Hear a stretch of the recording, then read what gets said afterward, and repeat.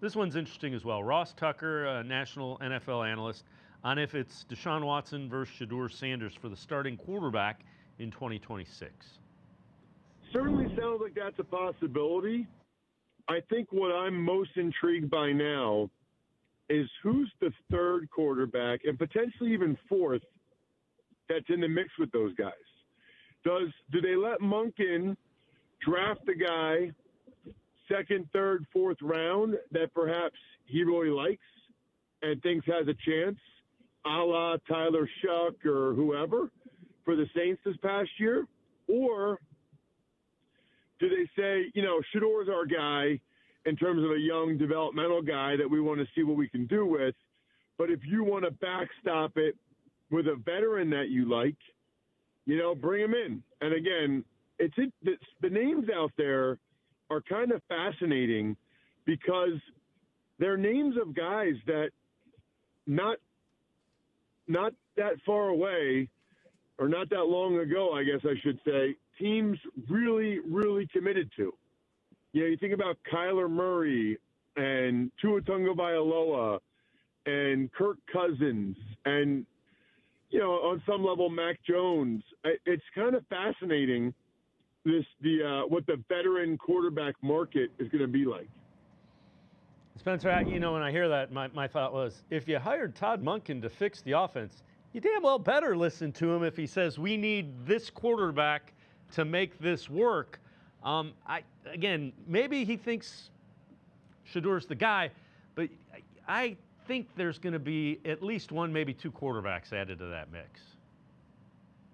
Yeah, I mean, how could there not be, right? I mean, you have an offensive-minded coach. You have a quarterback room right now that consists of three guys that he had no hand in bringing here, and it does sound like, based on that video clip that he had with Shedeur Sanders when he came to meet him for the first time in his office, that there was at least some interest in Baltimore that he was maybe a part of in terms of trying to get Shedeur Sanders.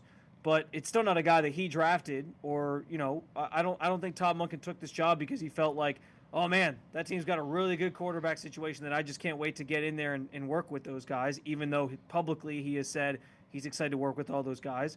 And I'm not saying he's not excited to work with a guy like Shedeur and try to develop him into something, but the idea that you hire an offensive-minded coach and then just roll with the quarterbacks that were here before he got here seems a little silly to me and crazy to me. So, yeah, I'm anticipating another veteran comes in. I'm anticipating that or maybe not even a veteran, but that another quarterback at least comes in, whether it be through the draft or free agency or whatever, and that it's somebody that Todd Monken feels can really function in terms of what they want to do offensively and is a little bit different from maybe the guys that are in there right now. I like this topic to me feels very much like the debate over Shedeur and Deshaun, I'm trying to say, feels very much like, well, we only have so much information right now, and that is, here's what the quarterback room is. And so we're just kind of going back and forth on, hey, if this is the group, what if it's those two duking it out? But I think there's still so much that has to change with that room that it's hard to say anything definitively on February 12th about who's going to be the starter, who's going to be competing. I can almost guarantee it's going to look different the same way you said, Dave, by the time even OTAs roll around, if not the end of training camp.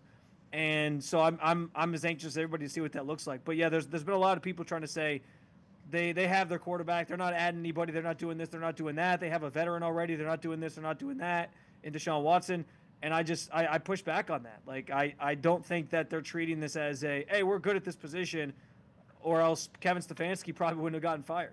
The other thing that I would say is don't read too much into Todd Monken wanting to take Shedeur Sanders in the 5th round when he had Lamar Jackson.